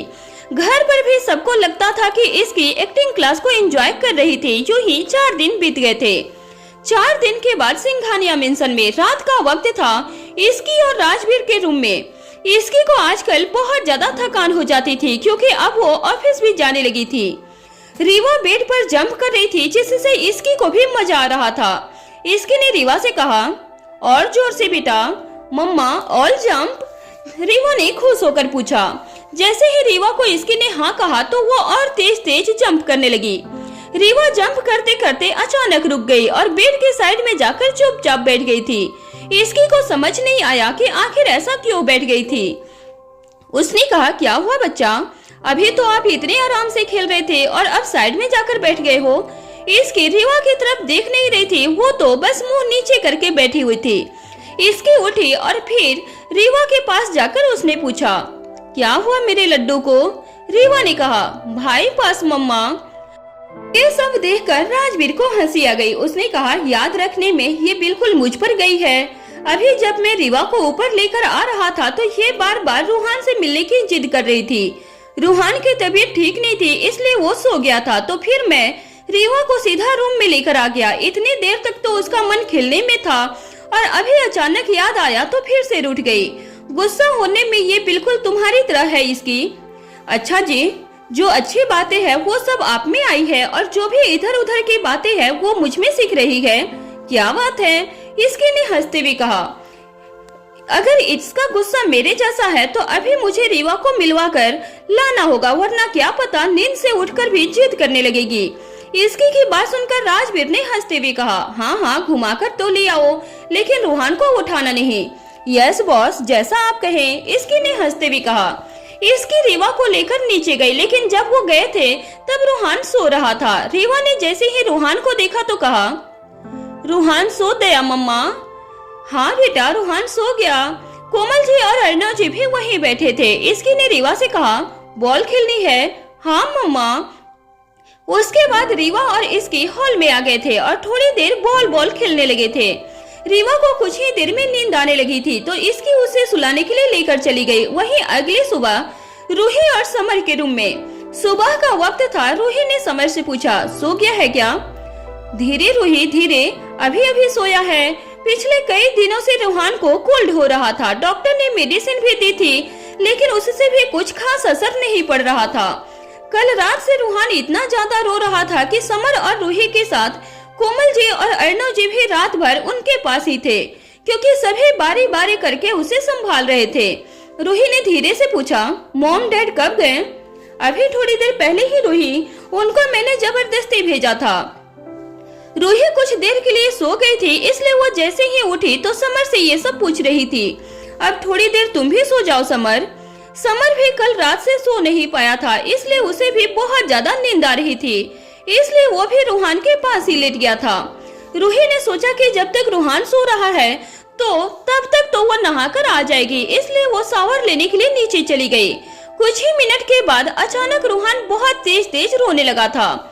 उसकी आवाज इतनी तेज थी कि उसे सांस लेने में भी दिक्कत हो रही थी। समर उठा और वो रूहान को झूला झूलाने लगा था और उसे गोद में लेकर चुप करवाने की कोशिश करने लगा। हालांकि कुछ भी करने से भी रूहान चुप नहीं हो रहा था। कुछ देर के बाद रूहान थोड़ा सा शांत हुआ तो समर उसके लिए सरसों का तेल गरम करने के लिए किचन में चला गया। वो रूही को आवाज लगाकर गया था, इसलिए उसके जाते ही रूही वॉशरूम से बाहर आ गई थी। रूही ने देखा कि रूहान एक सेकंड के लिए भी चुप नहीं हो रहा था और वो रोए ही जा रहा था। ये देखकर वो बहुत ज्यादा घबरा रही थी, क्योंकि उसे सांस की नहीं आ रही थी। रूही ने घबराकर समर को आवाज लगाई, समर समर जल्दी आओ, देखो रूहान को क्या हो गया है। रूही को इतना परेशान देखकर समर उसे शांत करते हुए बोला, रिलैक्स रूही, शांत हो जाओ, कुछ नहीं होगा रूहान को, हम अभी इसे लेकर हॉस्पिटल चलते हैं। हाँ प्लीज अभी ही चलो ना, मुझे कुछ समझ नहीं आ रहा है कि मैं कैसे इसे शांत करवाऊं। रूही की बात सुनकर समर ने जल्दी से रूहान को अपनी गोद में लिया और वो रूही के साथ रूम से निकल गए। हॉल में इस समय अर्णव जी, कोमल जी और दादी बैठी हुई थी और तीनों भी रूहान के लिए बहुत ज्यादा परेशान थे कि तभी उनकी नजर रूही और समर पर गई। समर के गोद में रूहान था जो अभी रो रहा था। रूहान को इतना रोता हुआ देखकर तीनों परेशान हो गए और दादी बोली, क्या हुआ है, बच्चा अभी भी क्यों रो रहा है? दादी जी के बात पर रूही अपनी परेशानी भरी आवाज में बोली, पता नहीं दादी, लगता है तबीयत और खराब हो रही है, इसलिए हम रूहान को लेकर हॉस्पिटल जा रहे हैं।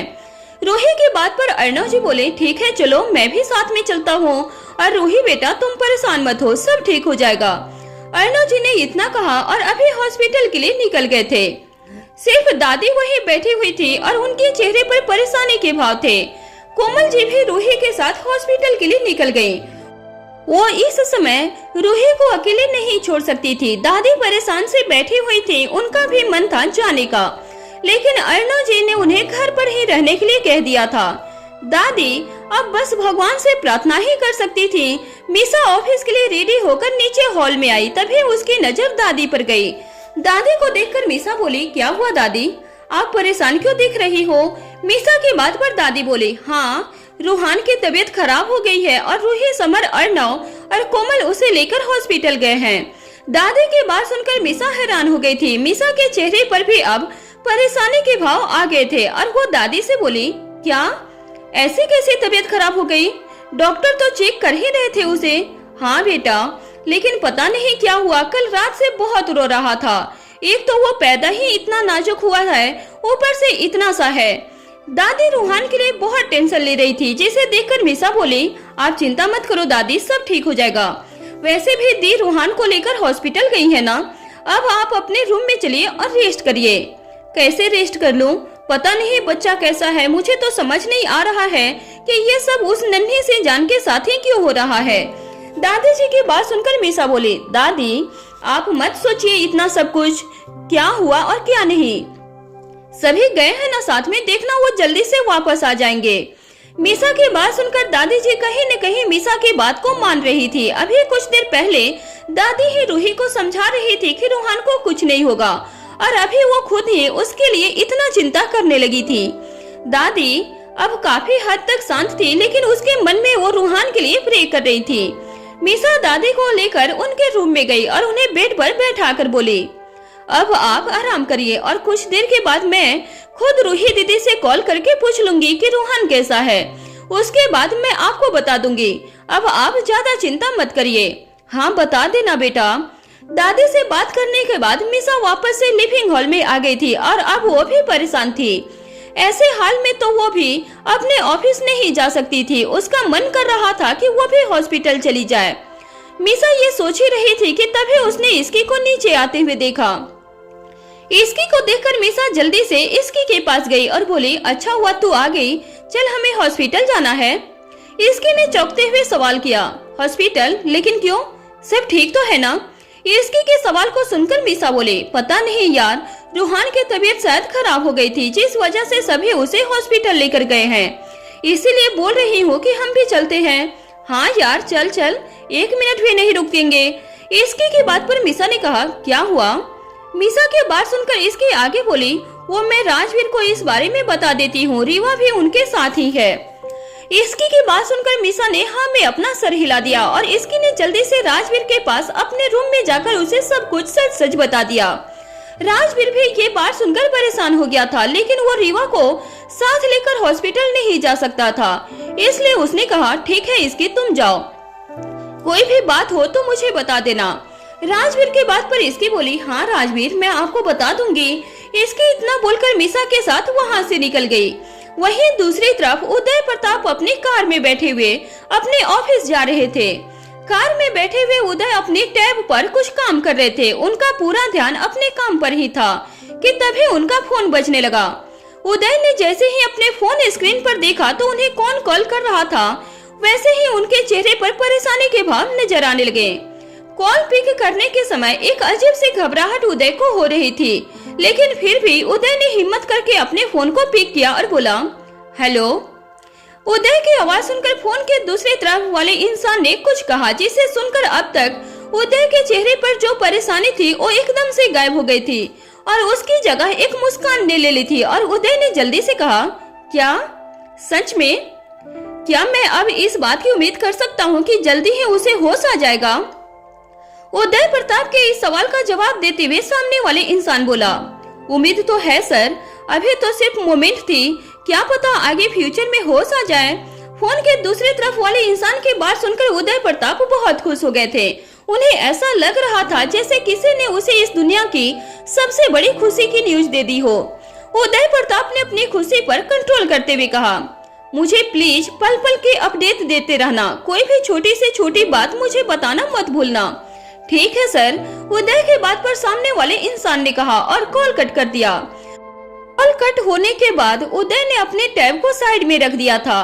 उसके चेहरे की खुशी इस समय छिपाई नहीं छिप रही थी। सालों की उम्र उसकी एक बार फिर से जिंदा हो गई थी। कुछ ही देर में उदय प्रताप अपने ऑफिस चले गए थे।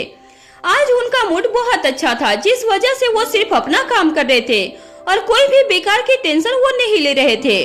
पिछले कुछ समय से उदय बहुत परेशान थे, लेकिन आज वो परेशानी दूर दूर तक उनके चेहरे पर दिख नहीं रही थी। उदय को आज इतना खुश और अच्छे मूड में देखकर अमन ने कहा, सर आज कुछ हुआ है क्या? अमन की बात सुनकर उदय प्रताप ने कंफ्यूज होकर उसकी तरफ देखा और कहा, नहीं नहीं कुछ नहीं हुआ, कुछ होना था क्या? मेरा मतलब है कि मैं कहीं कुछ भूल तो नहीं रहा हूँ ना? उदय के सवाल पर अमन बोला, नहीं सर, आप कुछ नहीं भूल रहे हो, ओ बस आज आपका मूड बहुत अच्छा दिख रहा है, तो मैंने बस इसलिए आपसे ये पूछ लिया। अमन की बात सुनकर उदय ने कहा, अच्छा ऐसी बात है, वैसे आज मेरा मूड सच में अच्छा है, तो तुम टेंशन मत लो, आज तुम्हें कोई डांट नहीं पड़ने वाली है। उदय की बात सुनकर अमन के चेहरे पर मुस्कान आ गई।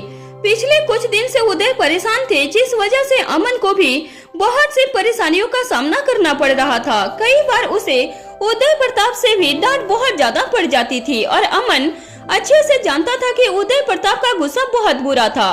उदय से और कोई सवाल न करते हुए अमन ने जल्दी से अपने यहाँ से आने का रीजन भी बताया और उदय के सामने एक फाइल रखते हुए कहा, सर इस फाइल पर आपके सिग्नेचर चाहिए थे और आपकी आज 2 मीटिंग्स हैं। अमन की बात पर उदय ने वो फाइल ली और उसे पढ़ने के बाद सिग्नेचर कर दिया। अमन ने अपनी फाइल ली और उदय के केबिन से चला गया था और उदय प्रताप भी खुशी खुशी अपने काम में लग गए थे। वहीं दूसरी तरफ हॉस्पिटल में रूही की आंखों में आंसू थे, क्योंकि रूहान को आईसीयू में एडमिट कर दिया गया था। रूहान की रिपोर्ट में निमोनिया आया था, जिसके बारे में जानकर सभी परेशान हो गए। वहीं इसकी और मीसा भी बहुत देर पहले ही हॉस्पिटल आ गए थे और वो दोनों रूही के पास ही थे। रूहान को कुछ दिन हॉस्पिटल में ही एडमिट रखने वाले थे, जिसका उसका ट्रीटमेंट अच्छे से हो सके। इसकी रूही को देखकर बोली, दी आप प्लीज मत रोइए, कुछ नहीं हुआ है, रूहान जल्दी ठीक हो जाएगा। इसकी इस एहसास को अच्छे से जानती थी। उसे पता था जब अपने बच्चे को कुछ भी होता है तब कैसी फीलिंग आती है। रीवा जब बीमार हुई थी तब इसकी की भी हालत कुछ ऐसी ही थी। इसकी की बातों को सुनकर रूही बोली, इसकी वो तो इतना छोटा सा है, उसे क्यों हो रहा है? रूही की बात पर इसकी बोली, इसमें हम कुछ नहीं कर सकते हैं दीदी, लेकिन रूहान के ठीक हो जाने के बाद हम रूहान को और ज्यादा संभाल कर रखेंगे। आप चिंता मत करिए, कुछ दिन में ही रूहान ठीक हो जाएगा। इसकी की बातों ने कहीं न कहीं रूही को हिम्मत भी दी थी। रूहान को अच्छे से चेक करने के बाद डॉक्टर ने सिर्फ रूही को रूहान के पास रुकने की परमिशन दी थी, क्योंकि वो रूहान की माँ थी और किसी को डॉक्टर ने अलाउ नहीं किया था। रूही इसी बात से खुश थी कि वो रूहान के साथ रुक सकती थी। समर भी रूही और रूहान के साथ रुकना चाहता था, लेकिन वो रुक नहीं सकता था, जिस वजह से समर वहीं वेटिंग एरिया में जाकर बैठ गया। अर्णव जी समर के पास आकर बोले, समर यहाँ रहने का कोई फायदा नहीं है, इससे अच्छा यही होगा कि तुम भी हमारे साथ घर चलो, और अगर यहाँ मेरी जरूरत पड़ गई तो आप प्लीज मेरी चिंता मत करिए, मैं रात को आ जाऊंगा, लेकिन दिन में मुझे रहने दीजिए। समर की बात पर अर्णव जी ने एक गहरी सांस ली। उन्हें पता था कि उनके बोलने से कुछ नहीं होगा, समर रूही को छोड़कर नहीं जाएगा, लेकिन फिर भी अर्णव जी ने एक बार और कोशिश की। समर की बात पर अर्णव जी ने कहा, ठीक है समर, तुम्हें जो ठीक लगे वो करो, लेकिन अगर यहाँ पर हम में से किसी को भी जरूरत पड़े तो प्लीज बुला लेना। अर्णव जी की बात पर समर ने कहा, हाँ बिल्कुल, आप इस बात की चिंता मत करिए। समर की बात सुनकर अर्णव जी ने आगे कुछ नहीं कहा और वो सभी के साथ घर वापस लौट गए थे। हॉस्पिटल में रुकने का कोई फायदा नहीं था, क्योंकि उनमें से किसी को रूहान से मिलने नहीं दिया जाता और कोई वहाँ रुक नहीं सकता था। इस वजह से सभी घर आ गए थे। आज सभी के ऑफिस की छुट्टी हो चुकी थी और वैसे भी आज किसी का काम पर मन भी नहीं लगने वाला था। इसकी मीसा के साथ थी। मीसा ने इसकी को देखकर कहा, यार मुझे तो लग रहा था कि अब बस रूही दीदी अब नहीं रोएंगी, लेकिन ये तो खत्म ही नहीं हो रहा है। यू आर राइट मीसा, वैसे बच्चों को कुछ नहीं होना चाहिए, उनका रोना देखा ही नहीं जाता है। इसकी रूही के लिए परेशान थी। वो समझ सकती थी कि इस वक्त रूही के ऊपर क्या बीत रही होगी। इसकी मीसा को देखकर बोली, शाम को एक बार हॉस्पिटल दोबारा चलेंगे। इसकी की बात पर मीसा बोली, हाँ ठीक है। इतना बोलकर दोनों अपने अपने रूम में चले गए। इसकी अपने रूम में गई, तभी उसकी नजर राजवीर पर गई, जो रीवा को अपनी गोद में लेकर अपने रूम में ही घूम रहा था। रीवा को देखकर ऐसा लग रहा था जैसे वो सो गई हो। इसकी राजवीर के पास आकर जैसे ही कुछ बोलने की हुई, राजवीर ने इशारे से उसे चुप रहने के लिए कहा। राजवीर के इशारे को समझकर इसकी चुप हो गई थी। राजवीर कुछ देर और रीवा को लेकर ऐसे ही अपने रूम में घूम रहा था, और जब उसे इस बात का एहसास हुआ कि रीवा सो गई है, तब राजवीर ने रीवा को बेड पर सुला दिया था। रीवा के बेड पर सुला देने के बाद राजवीर इसकी के पास आकर बोला, क्या हुआ, सब ठीक है ना? राजवीर की बात पर इसकी बोली, अभी तो डॉक्टर ने चेकअप किया और रिपोर्ट में निमोनिया आया है, कुछ दिन बेबी को हॉस्पिटल में ही एडमिट रखेंगे। इसकी की बात सुनकर राजवीर ने एक गहरी सांस ली और बोला, ठीक है, मैं शाम को हॉस्पिटल जाऊंगा। राजवीर की बात सुनकर इसकी बोली, हाँ मैं और मीसा भी जाएंगे। ठीक है, लेकिन अभी मैं ऑफिस के लिए निकल रहा हूँ, शाम को सीधे हॉस्पिटल आ जाऊंगा। राजवीर की बात पर इसकी ने कुछ नहीं कहा। उसे पता था कि राजवीर के लिए अभी ऑफिस जाना कितना जरूरी था, क्योंकि समर भी ऑफिस में नहीं था। इसकी तो अब ऑफिस नहीं जा सकती थी, इसलिए उसने आज ही छुट्टी ले ली थी। राजवीर रेडी होने के लिए वॉशरूम में चला गया और इसकी सोती हुई रीवा को देखने लगी थी। वहीं मीसा अपने रूम में बैठी हुई थी, तभी रेहान आया। रेहान को इस समय अपने घर में देखकर मीसा चौंक गई थी। मीसा के चेहरे पर हैरानी के एक्सप्रेशन साफ साफ देखे जा सकते थे। मीसा को इतना हैरान परेशान देखकर रेहान बोला, क्या हो गया है मीसा, इतनी सी हैरान क्यों दिख रही हो? रेहान के सवाल से मीसा अपने होश में आई और बोली, तुम यहाँ क्या कर रहे हो? मीसा की बात पर रेहान बोला, मुझे तुम्हारी याद आ रही थी इसलिए मैं यहाँ आ गया, लेकिन तुम इतनी परेशान क्यों हो? कहीं इसकी ने परेशान तो नहीं किया? अगर ऐसा है तो मुझे बताओ, मैं उसे नहीं छोड़ने वाला हूँ। रेहान के बात सुनकर मीसा के चेहरे पर थोड़ी सी हंसी आ गई और वो बोली, ऐसा कुछ नहीं हुआ है, असल में रूहान की तबीयत ठीक नहीं है, इतना बोलकर मीसा ने रेहान को सारी बात बता दी। सब जानने के बाद भी रेहान परेशान हो गया था। रेहान मीसा को देखते हुए बोला, वो तो कितना छोटा सा बच्चा है ना, वही ना, और उसे भी कुछ न कुछ होते रहता है।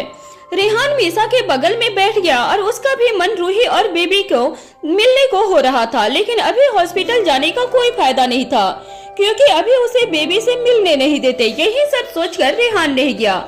मीसा की तरफ देखते हुए रेहान ने कहा, वैसे चिंता करने की बात नहीं है, सब जल्दी ही ठीक हो जाएगा। बस दुख इस बात का है कि वो बच्चा अभी बहुत छोटा है, वो तो किसी को अपनी तकलीफ बता भी नहीं सकता है, वही ना, इसीलिए तो और बुरा लग रहा है और हम में से कोई कुछ कर भी नहीं सकते हैं। मीसा की बात पर रेहान ने भी हाँ में अपना सर हिला दिया। रेहान का आना मीसा के लिए किसी सरप्राइज से कम नहीं था। उसे उम्मीद नहीं थी कि रेहान ऐसे अचानक से उसके घर आ जाएगा। रेहान और मीसा कुछ नहीं बोल रहे थे, बस खामोश बैठे हुए थे। कुछ देर ऐसे खामोशी में निकल गए और उसके बाद रेहान बोला, मैं यहाँ पर तुमसे मिलने और बात करने आया था, ना कि खामोशी देखने। हाँ, लेकिन अभी तुम भी चुप हो गए थे, जबकि तुम हमेशा कुछ न कुछ बोलते रहते थे। अब कुछ बोल ही नहीं रहे थे, तो मैं क्या करूँ?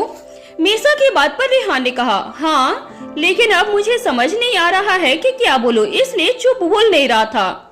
रेहान इतना बोलकर चुप हो गया था। कुछ देर के बाद दोनों दोबारा से बातें करने लगे। वहीं राजवीर ऑफिस जाने के लिए रेडी हो गया था। इसकी चुपचाप वहीं बैठे हुए उसे देख रही थी। अपने ऊपर इसकी की नजरों को महसूस करके राजवीर बोला, क्या हुआ, मुझे ऐसे क्यों देख रही हो? राजवीर की बात पर इसकी हंसते हुए बोले, आप हर बार यही सवाल करते हो मेरे से और मैं हर बार यही जवाब देती हूँ कि मैं देख सकती हूँ आपको। इसकी की बात सुनकर राजवीर स्माइल करने लगा। इसकी की कुछ बातों का राजवीर के पास कोई जवाब नहीं होता था और ये बात उनमें से एक थी। राजवीर जल्दी से अपने ऑफिस के लिए निकल गया था। आज वो हाफ डे में ऑफिस जा रहा था। इसकी ने एक बार के लिए सोचा कि राजवीर को ऑफिस जाने से रोक ले, लेकिन फिर उसने ऐसा नहीं किया। राजवीर के जाने के बाद इसकी ने रिवा की तरफ देखा जो अभी भी सो रही थी। उसे देखकर इसकी ने गहरी सांस ली और अपने फोन में कुछ करने लगी थी। इसकी फोन में देख रही थी कि तभी उसके रूम का डोर ओपन हुआ और मीसा रेहान के साथ इसकी के रूम में आ गई थी। मीसा और रेहान को साथ में देखकर इसकी बोली, रेहान यहाँ कैसे? इसकी के सवाल का जवाब देते हुए रेहान ने कहा, मीसा से मिलने का मन किया इसलिए आ गया, लेकिन यहाँ आकर कुछ और ही सुनने के लिए मिला है मुझे। हाँ, वो रूहान के बारे में, पर टेंशन की बात नहीं है, जल्दी ठीक हो जाएगा। इसकी से बातें करते हुए रेहान रीवा की तरफ देख रहा था और रीवा को सोते हुए देखकर उसे थोड़ी डिसअपॉइंटमेंट हुई क्योंकि उसे रीवा के साथ खेलना भी था। इसकी हल्के से हंसते हुए बोली, क्या हुआ, तुम सैड दिख रहे हो? रेहान बोला, मैं जब भी आता हूँ तब रीवा सो रही होती है। मैंने आज सोचा था कि थोड़ा टाइम रीवा के साथ खेलूंगा, लेकिन ये तो अब भी सो रही है। रेहान की बात सुनकर इसके हंसते हुए बोले, इसमें मेरी कोई गलती नहीं है, रीवा को राजवीर ही सुला कर गए हैं और बड़ी मेहनत से सुलाया है उन्होंने रीवा को। इसकी की बात सुनकर रेहान उसके बगल में बैठ गया था। उसके पास अब रीवा के उठने का वेट करने के सिवा और कोई दूसरा रास्ता भी नहीं था। रेहान को ऐसे रीवा के उठने का वेट करता हुआ देखकर मीसा बोली, ये तो ठीक नहीं है, मैंने आज तक तुम्हें मेरा वेट करते हुए नहीं देखा, लेकिन आज रीवा के साथ खेलने के लिए उसके उठने का वेट कर रहे हो। मीसा की बात सुनकर रेहान बोला, हाँ, तो मैं रीवा का मामा हूँ, इसका तो इसका वेट कर ही सकता हूँ और मैंने तुम्हारा भी बहुत वेट किया है। मीसा से बोलने के बाद रेहान ने इसकी की तरफ देखा और आगे बोला, ये कब तक उठेगी? मुझे तो कभी कभी लगता है कि तू ही इसे जानबूझकर सुला देती है। अरे हद होती है, मैंने कहा ना कि राजवीर सुला कर गए हैं और मैं तो घर पर भी नहीं थी, कुछ देर पहले ही आई हूँ। इसकी की बात सुनकर रेहान ने मुंह बनाते हुए उसे देखा और फिर रीवा की तरफ देखने लगा। अब रीवा नींद में हिल डुल रही थी। उसे देखकर लग रहा था कि वो कभी भी जाग सकती थी।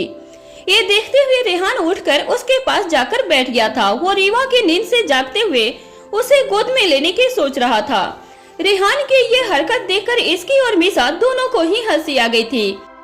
ऐसे ही दोपहर से शाम हो गई। रूही हॉस्पिटल में पूरे समय रूहान के साथ ही थी और उसके लिए बहुत परेशान थी क्योंकि रूहान कभी कभी नींद में रोते हुए जाग जाता था। उसे ऐसे देखकर रूही को बहुत बुरा लग रहा था। रूही ने बस हिम्मत करके खुद को रोने से रोका हुआ था। वहीं समर अभी भी वेटिंग एरिया में बैठा हुआ था और वो कंटिन्यू रूही से बात कर रहा था और अपडेट ले रहा था। मीसा, रेहान और इसकी तीनों हॉस्पिटल आए एक बार रूही से मिलने के लिए। वो तीनों सीधे समर के पास गए और इसकी समर को देखकर बोली, जीजू सब ठीक है ना? इसकी की बात सुनकर समर ने उन तीनों की तरफ देखा और इसकी की बात का जवाब देते हुए बोला, हाँ अभी तक तो सब ठीक ही है, ट्रीटमेंट चल रहा है और डॉक्टर ने कहा है कि कम से कम 3 दिन तो बेबी को हॉस्पिटल में रखेंगे। समर की बात सुनकर मीसा बोली, तो क्या 3 दिन आप ऐसे ही बाहर बैठने वाले हो? मीसा की बात पर समर बोला, नहीं, आज ही बस रूहान को आईसीयू में रखा है, उसके बाद प्राइवेट वार्ड में शिफ्ट कर देंगे, तब मैं भी रुक सकता हूँ। समर की बात पर इसकी बोली, ये सही रहेगा, तब हम भी बेबी से मिल सकेंगे। इसकी की बात पर मीसा बोली, सही कहा। मीसा ने फिर समर की तरफ देखकर आगे कहा, आपने कुछ खाना खाया था? और दी ने? मीसा की बात पर समर ने कहा, हाँ लंच किया है और रूही ने भी कर लिया है। समर की बात सुनकर मीसा थोड़ी रिलैक्स हुई, वरना उसे लग रहा था कि कहीं दोनों परेशानी की वजह से खाना ही न खाएं। लेकिन ऐसा कुछ नहीं हुआ था। इस बात से उसे चैन मिला। वो लोग अभी रूहान से मिल नहीं सकते थे, इसलिए समर के पास बैठकर उसी से बात कर रहे थे। सभी बात कर रहे थे, इतने में तभी वहाँ पर राजवीर भी आ गया था। राजवीर सीधे ऑफिस से आ गया था। राजवीर को देखकर मीसा ने इसकी से कहा, भाई लगता है डायरेक्ट ऑफिस से आए हैं। हाँ, मेरे से कहा था कि वो डायरेक्ट ऑफिस से आ जाएंगे। इसकी ने मीसा की बात पर कहा और राजवीर की तरफ देखने लगी थी। वहीं राजवीर समर से बात कर रहा था। राजवीर के आते ही बहुत से लोग उसे देखने लगे। इसकी सभी चीजों को नोटिस कर रही थी और इसकी को मीसा नोटिस कर रही थी। मीसा इसकी के कान के पास आकर बोली, क्या देख रही है इधर उधर? भाई की पर्सनालिटी ही ऐसी है कि लोगों की नजर उन पर पड़ जाती है। अब तक तो तुझे इस बात की आदत पड़ जानी चाहिए। मीसा की बात सुनकर इसकी उसे घूरते हुए बोली, बिल्कुल आदत पड़ गई है, अब तो चुप रह। इसकी की बात सुनकर मीसा को हंसी आ गई थी, लेकिन उसने आगे कुछ नहीं कहा। कुछ देर वहाँ रहने के बाद सभी वहाँ से निकल गए थे। इस बार समर भी उनके साथ घर वापस आ गया, क्योंकि उसे राजवीर ने घर चलने के लिए कहा था और राजवीर की बात समर कभी नहीं टालता था। इस बार भी ऐसा हुआ। राजवीर के बोलने पर समर को आना ही पड़ा। घर में सभी समर को देखकर खुश थे, क्योंकि दिन भर समर वहीं हॉस्पिटल में बैठा हुआ था। दादी समर को देखकर बोली, रूहान ठीक तो है ना समर? दादी की बात पर समर ने कहा, हाँ अब वो ठीक है, डॉक्टर से कहा है कि कल तक प्राइवेट वार्ड में शिफ्ट कर देंगे, तब हम सभी मिल सकेंगे। समर की बात सुनकर सभी खुश हो गए थे। सभी को चिंता थी और उन्हें रूहान से मिलना भी था। अब ये जानकर कि कल से वो रूहान से मिल सकेंगे, तभी ने एक चैन की सांस ली। कुछ देर तक बात करने के बाद सभी अपने अपने रूम में चले गए फ्रेश होने के लिए।